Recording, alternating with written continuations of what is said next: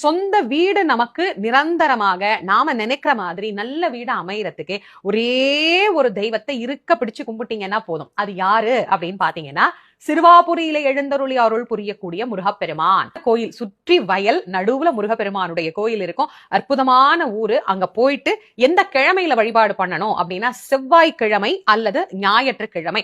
இந்த 2 நாள் எங்களுக்கு ஒத்து வரலமா, வேற கிழமையில போலாமா, தாராளமா போகலாம், ஒன்னும் தப்பு கிடையாது.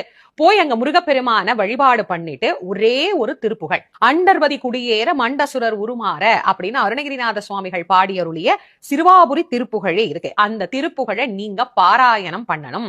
அந்த சன்னதியில நின்னு படிக்கணும், கோயில் பிரகாரத்துல உட்கார்ந்து படிக்கணும். முழுக்க அந்த திருப்புகழை பாராயணம் பண்ணணும். ஒரு நெய் விளக்கு ஏத்துங்க. முருகப்பெருமானுக்கு செவ்வரளி மலர் கொடுத்து நீங்க அர்ச்சனை பண்ணிக்கோங்க.